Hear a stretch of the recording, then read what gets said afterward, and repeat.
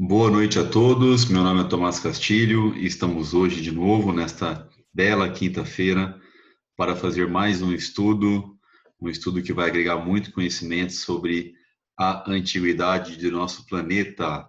Hoje estaremos estudando então sobre a Lemúria que antecedeu a Atlântida, um tema que a gente já estudou com profundidade alguns meses atrás. E a gente vai conseguir inserir a Lemúria dentro de todo o contexto nessa apresentação de hoje. Então, convido todos vocês a se conectarem, a ficarem concentrados e a gente abranger as nossas mentes para novas informações.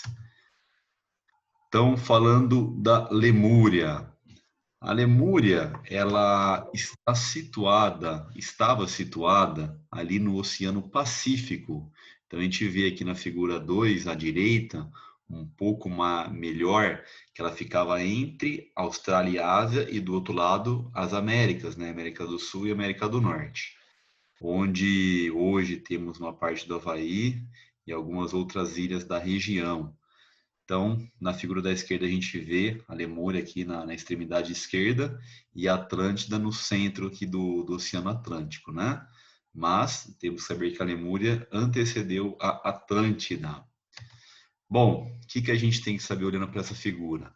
Que desde quando o homem começou a ser criado aqui no planeta, e veio toda aquela revolução de seres sendo trazidos para cá, de outras constelações e dimensões. Lá no comecinho, existiu uma raça chamada Polar, que foi a primeira raça raiz, depois a Hiperbórea, que eles nem tinham o formato humanoide e nem uma fisicalidade, e a terceira raça raiz é a Lemuriana. Depois veio a quarta, que é a Atlântica, que a gente já estudou, e a quinta, que é a nossa raça atual. E a sexta e a sétima são raças que são as promessas de evolução através dos adventos da nossa nova era de aquário que estamos chegando, né? Então, nessa figura da esquerda, a gente vê lá a primeira raça raiz, aí começa a ter uma densificação segunda raça raiz, a terceira, a quarta, enfim.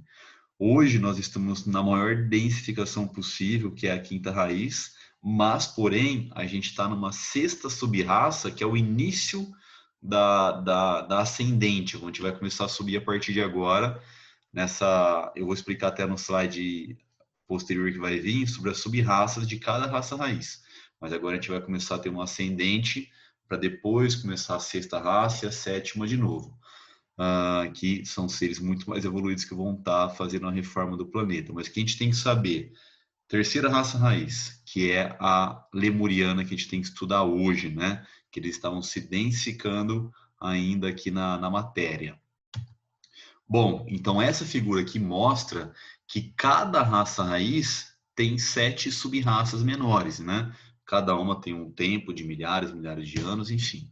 Então a gente tem aqui, ó, autores teosóficos como Scott Elliott, Annie Besant, a Helena Blavatsky, tem também o Leatherbeach, calculam que o tempo de duração lemuriana data-se de milhões e milhões de anos de evolução, mas milhões mesmo, que a gente vai ver aqui para frente.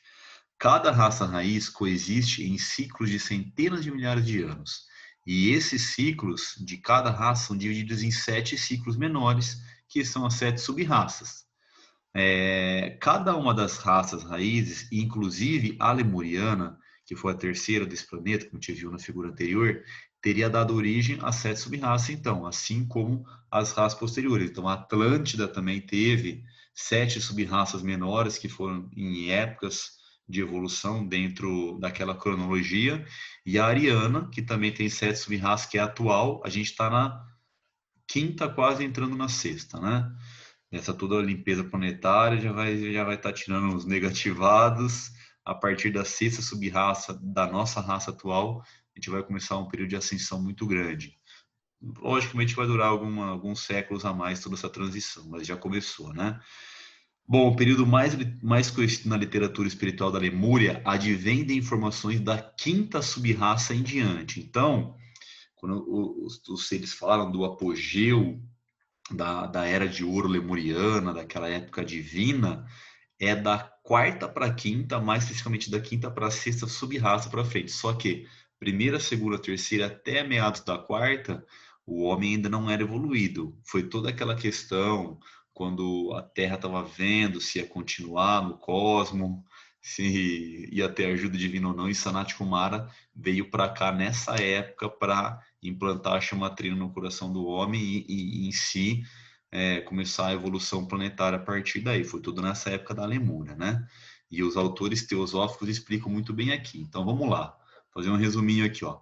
Primeira subraça raiz. Segundo Scott e Elliott, os corpos que eram puramente etéricos na raça anterior, lembra, na Hiperbórea, tornaram-se materiais, mas as estruturas vertebradas ainda não haviam se solidificado em osso. Então, não era a formatação humanoide de hoje. Segundo o Anibesante e Leatherbeat, esses lemurianos tinham a forma de gorilas antropóides, tinham a cabeça ovoide, reproduziam-se por excrescência celular, os filhotes nasciam de uma forma de gota de suor, extrusão de corpos macios e viscosos. Segundo Bessante, os órgãos sexuais pouco se mostravam no corpo. O olho não era usado para a visão física, e esses seres orientavam-se pela visão intuitiva. Bom, aí passaram-se milhões de anos, entramos na segunda raça raiz, né? Segundo Bessante, os corpos semilíquidos ganham casca e gradualmente passam a reproduzir a reprodução ovípara. As formas antes praticamente assexuadas ganham um leve formato dos órgãos sexuais e tornam-se hermafroditas e de aparência um pouco mais humana. Mais milhões de anos de evolução, terceira subraça. O corpo gelatinoso começou-se a solidificar e desenvolver uma estrutura óssea. Segundo Bessante, sua cor era vermelha terrosa, tinha um terceiro olho, que aí nasceu as lendas do Ciclopes, né? E até o Rodrigo Romo fala que depois o Ciclopes tinha coisa de 10 a 12 metros, né? Que foram dessa era. Os reis divinos e seres de luz começaram aos poucos a adentrar no campo áurico da Terra, para começarem o processo de encarnação mais ou menos nessa época, em que eles começaram a entrar nos melhores corpos que estavam sendo formatados, né? Com a sua chegada e a separação dos sexos, era o começo da separação dos sexos, né? Entre homem e mulher. Eram de um glorioso tom vermelho-ouro, indescritivelmente brilhante e esplêndido. Esses seres divinos começaram a chegar. Bom, começou as construções das poderosas cidades e templos ciclópicos, não tão belos quanto as outras fases, mas já começou aí, e os sexos são gradualmente separados, predominando em cada indivíduo um dos dois sexos, né, masculino e feminino. Essas transformações principiaram há uns 16 milhões de anos e procedeu por cerca de 5 a 6 milhões de anos subsequentes. A gente entra na quarta subraça. Segundo o Bessante, os dois olhos laterais se tornaram os órgãos normais da visão. Tanto essa subraça como as seguintes floresceram, segundo Scott Elliott, a leste da região montanhosa da qual Madagascar. Segundo Leatherbeat, a quarta subraça tinha uma estatura perto de 8 metros de altura de cor negra, embora Helena Blavatsky falasse que eles eram mais cor amarela. E seus edifícios eram proporcionais à sua altura, ou seja, muito grandes, né? Nesse período, espíritos foram trazidos da cadeia lunar, eram números de 9 milhões, 9 no começo, depois veio muito mais, para encarnar-se nos corpos humanos e conferir egos aos lemurianos. Entretanto, um terço deles, os alaranjados de globo A, isso daqui, a cor, enfim, é só uma determinação de cada um desses teosóficos que escreveram essas obras, né? Do globo A, mais evoluídos e orgulhosos se recusaram inicialmente a adentrar nesses corpos oferecidos, que não eram tão aprimorados na época, né? E, de fato, eles não conseguiriam acessar grande parte da mônada deles. Então, imagine um ser que tem mais evolução, talvez se entrasse no corpo físico não tão bem projetado na época, talvez ele acessasse só 10% do seu potencial. Por isso é que ficavam meio assim. Os demais amarelos do globo B e rosados do globo C obedeceram e constituíram a quarta subraça. Bom, nessa transição da quarta para a quinta subraça, foi quando os senhores da chama vieram, ou seja, de Vênus, Sanat Kumara, que a gente já estudou bastante sobre ele, o novo governador da Terra, que veio o seu reino acompanhado de seus discípulos, os três Kumaras. Ali estavam outros 30 poderosos seres, demasiadamente grandes em luz, para que a Terra os reconhecesse. Os venusianos teriam ensinado os lemurianos as artes de conservar o fogo, a metalurgia, a fiação e a agricultura, e o início dos conhecimentos de reconexão com o Eu Sou. Bom, entrando depois de mais alguns milhões de anos, né, quinta subraça. Aqui nessa época já começou a vir vários seres de outras constelações, como a gente vai ver lá na frente. Segundo Helena Blavatsky, é na quinta subraça que o homem se separou 100% sexualmente e nasceu indivíduo. Os bebês nasciam nas mesmas condições do que o processo que é hoje. Essa subraça é descrita por Scott Elliott com uma estatura em torno de 3,5 a 4,5 metros. A partir dela, os espíritos evoluídos de outras constelações se encarnaram em corpos lemurianos para ajudar o Manu a estabelecer a civilização, como reis iniciados. Rodeavam-se de certos números de escolhidos, com os quais formavam uma casta, ensinavam-lhes algumas artes de civilizações e os dirigiam e ajudavam a construir as megacidades. Sexta subraça. No período dessa raça e da seguinte, os lemurianos aprenderam a construir grandes cidades também, de arquitetura ciclópica, nunca vista antes no planeta. Outra grande cidade inteiramente construída nos blocos de lava ficava a 50 quilômetros a oeste da ilha de Páscoa. As estátuas gigantescas dessa ilha, com cerca de 8 metros de altura, representariam a altura e a verdadeira aparência dos ancestrais, lembra? Então, na terceira subraça, eles eram maiores, né? Coisa de 8 metros, como a gente leu nos slides anteriores. Segundo Bessante da Derbit, as classes inferiores da sexta subraça eram de cor negra, enquanto os superiores eram de uma cor azul escurecida. E a sétima subraça, aqui onde teve o apogeu de fato da Lemúria, a estatura mais próxima dos humanos, entre 2 a 3 metros, e esse povo desenvolveu uma importante e duradoura civilização, dominando por milhares de anos o planeta Terra, em domínio espiritual e de evolução, né? Segundo Bessante e Lederbit, a subraça era de cor branco-azulada. Tipo, vamos falar, lembrando Krishna, né? Se a gente vê a imagem de Krishna, vai fazer uma relação com o que eles estão relatando aqui. Muitos relatos de autores espirituais falam dessa grande era como o apogeu da Lemúria, em que os espíritos de luz conseguiram vibrar em quinta dimensão, elevando o padrão planetário devido às suas conexões com o seu Eu Sou e o equilíbrio da chama trina em seus corações. Esse apogeu durou até por muito tempo, até os finais dessa raça raiz, né? Onde houve a queda vibracional de muitos lemurianos, uma desconexão espiritual e o ego humano exacerbado, né? Assim como ocorreu na Atlântica, que a gente já estudou. Bom, o Dr. Rudolf Steiner fala da Lemúria, então aqui uma outra visão dos teosóficos que a gente leu nos slides anteriores, mas é legal o relato dele. Então, ó, ele é um extraordinário esoterista e pesquisador dos registros acásicos, ou seja, pessoas conseguem acessar através de projeção astral o que está datado e escrito no campo áurico da Terra, em determinada era. Enfim, os lemurianos extraíam sua força do poder da imaginação. Desta brotava o poder de crescimento, fluindo das plantas e da força vital latente dos animais. Desta maneira chegaram a compreender a inter-relação e o movimento das plantas e animais. Além do mais, também se saturavam das forças físicas e químicas inerentes às coisas inanimadas. Quando queriam construir, não consideravam o peso que podiam suportar, um tronco de árvore, uma rocha, por exemplo, bastava olhar para sua resistência. Dessa forma, foram capazes de construir e fazer instalações sem necessidade de recorrer à arte da engenharia, pois a confiança absoluta na sua própria força de imaginação foi suficiente para enfrentar esse problema. Então, eles evitavam o que eles queriam, basicamente isso que eles estão falando. Os lemures da época de ouro também possuíam o poder de controlar seu corpo até um grau notável. Por exemplo, podiam, se necessário, fortalecer e curar um braço com o simples exercício da vontade. Realmente foram capazes de exercitar a vontade a ponto de levantar enormes pesos aplicando tal poder.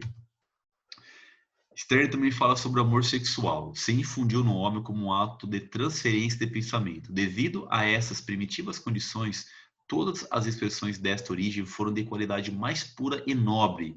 Tudo aquilo que tomou um caráter inferior e desagradável deve-se à época posterior, no final da raça, né? Depois que o homem se independentizou e arruinou a impureza primitiva de seus desejos, né? Foi uma época sombria no final. Mas naquela época de ouro, existiam intercâmbios sexuais por motivos simplesmente, não eram motivos egoístas. A procriação era considerada um dever sagrado, um serviço que o homem devia ao mundo. Os sacerdotes assistiam e regulavam todo o relacionamento com a mesma. Os seres eram totalmente sobre-humanos, não experimentando nenhum prazer ou dores no mundo. estavam completamente absorvidos por aquilo que os mundos espirituais lhes revelavam. A sabedoria fluía até eles como a luz flui para aqueles que estão dotados dos sentidos físicos. Logicamente foi na sexta e na sétima raça raiz o que aconteceu nesse relato, né? Bom, a Bíblia fala dos gigantes. A Bíblia em diversas partes fala dos gigantes na Terra entre os primeiros homens. Certamente estavam falando dos lemurianos. Havia naqueles dias gigantes na Terra. Estes eram os valentes que houve na antiguidade. Os varões da fama. Gênesis, capítulo 6, versículo 4. E todo homem que vimos no meio delas são homens de grande estatura. Também vimos ali gigantes, filhos de Anak, descendentes dos gigantes, eram aos nossos olhos como gafanhotos, e assim também eram os nossos seus olhos. Números capítulo 13, versículo 32, 2, 33. E Ibis Benomi, que era filho dos gigantes, Samuel capítulo 22, versículo 16.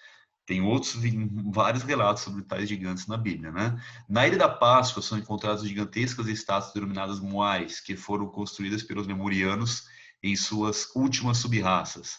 São de pedras entalhadas, sendo que a parte de cima pesando mais de 20 toneladas. É um tipo de pedra que não é encontrada na ilha ainda por cima. Então, tive o relato do Rudolf lá, que aquele esoterista, que explicou como que eles construíram essas estátuas tão pesadas, né? Bom, Samuel fala da Lemúria. Em sua obra intitulada A Revolução de Bel, capítulo 11 afirma: os homens da época polar e da época hiperbórea e princípios da época lemuriana eram hermafroditas e se reproduziam como se reproduzem os micro-óvulos hermafroditas. Nos primeiros tempos da Lemúria, lembra, fase subraça 1, 2 e 3, a espécie humana quase não se distinguia das espécies animais, porém, através de milhares de anos de evolução, chegaram os lemúrios a um grau de civilização tão grandiosos que nós, os arianos, estamos, todavia, muito longe de alcançar. Essa era a Idade de Ouro, essa era a Idade dos Titãs. Esses foram os tempos deliciosos da Arcádia, os tempos em que não existiam nem o meu nem o teu, porque tudo era de todos. Esses foram os tempos em que os rios manavam leite e mel. A imaginação dos homens era um espelho inefável, onde se refletia solenemente o panorama dos céus entrelados de Urânia. O homem sabia que a sua vida era a vida dos deuses e sabia tanger a lira que estremecia os âmbitos divinos com suas deliciosas melodias. O artista que manejava o cinzel inspirava-se na sabedoria eterna e dava suas delicadas esculturas à terrível majestade de Deus. Ó época dos titãs, a época em que os rios manavam leite e mel, os lemures foram de grande estatura e tinham ampla fronte. Usavam simbólicas túnicas brancas na frente e negras atrás. Tiveram naves voadoras e carros propulsionados por energia atômica. Iluminavam-se com a energia nuclear e chegaram a um altíssimo grau de cultura. Bom, depois de tudo isso, chegamos à época da degeneração dos lemurianos. Os lemurianos não conseguiram se preservar da mesma forma que seu apogeu, e no fim de sua última subraça, evoluíram e se degeneraram assustadoramente. Conheceram os prazeres materiais e se misturaram com as bestas, deixaram de praticar a magia sexual sagrada e seus descendentes foram tornando-se animais monstruosos nascidos do pecado e do ego negativado. Seus corpos foram reduzindo de tamanho e suas mentes foram se atrofiando e evoluíram tanto que se transformaram em miocenos, atuais macacos. Não todos, mas muitos, né? Fecharam suas glândulas pineais, que são os portais internos de contato com o mundo espiritual. Os macacos atuais são restos degenerados dos lemurianos em franco processo de involução. Os atlântidas também cometeram os mesmos delitos e muitos de hoje, na nossa época ariana, fazem tal processo de degeneração, né?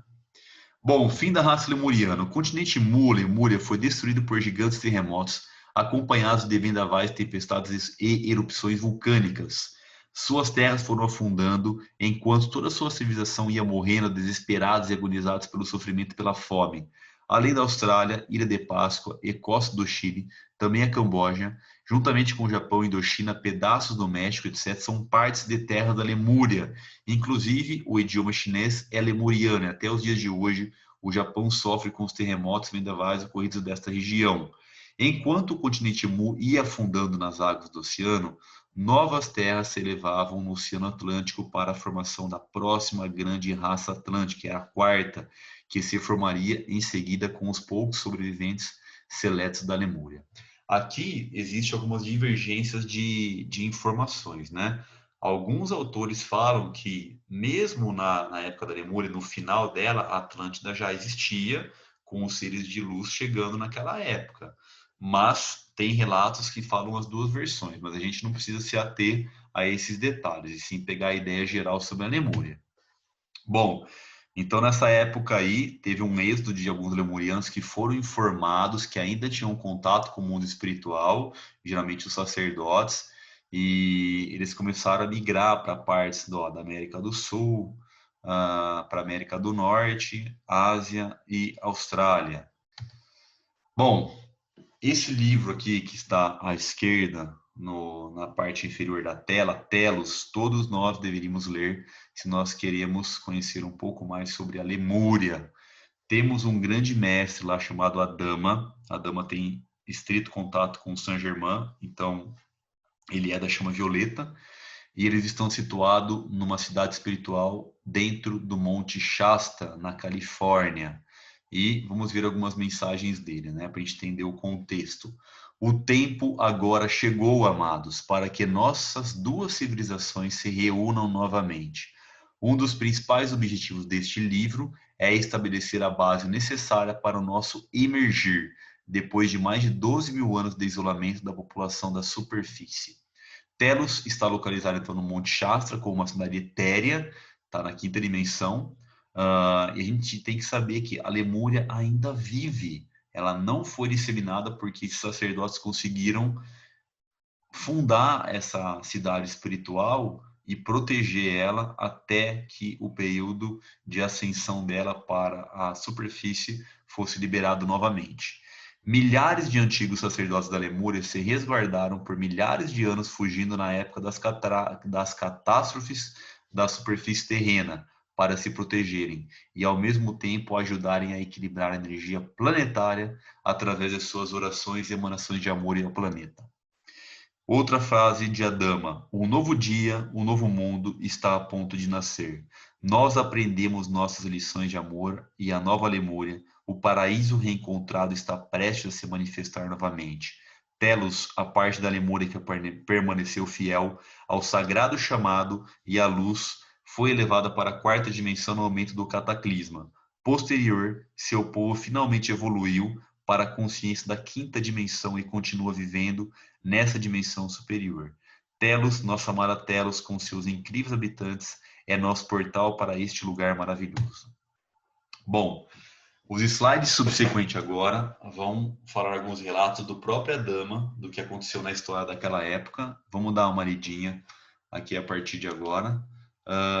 O Adama traz algumas informações que alguns teosóficos não falam, mas dentro da nossa linhagem da Fraternidade Branca faz muita relação conosco, tá?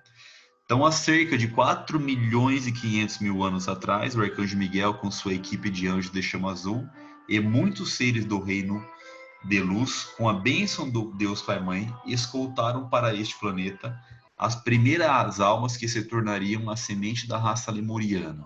Então, aqui já é aquela fase de quarta para quinta sub-raça.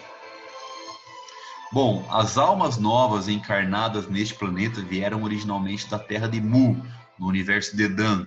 Nessa altura, a Terra expressava em todo lado uma perfeição, uma abundância e uma beleza difícil de imaginar hoje em dia. De novo, da sexta para a sétima sub-raça.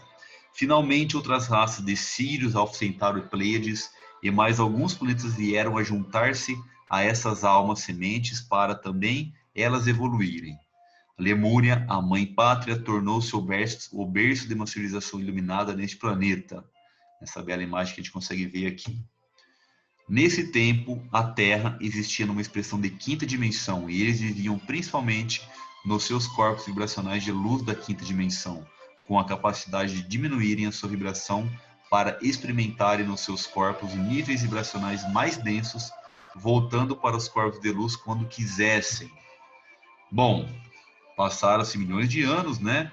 E aí começou toda aquela baixa de vibração por alguns lemurianos, e os seres foram avisados, né, pelos sacerdotes que tinham contato com o mundo espiritual, que em menos de 15 mil anos os seus continentes seriam destruídos, coisa que já durava milhões de anos, né, em apogeu.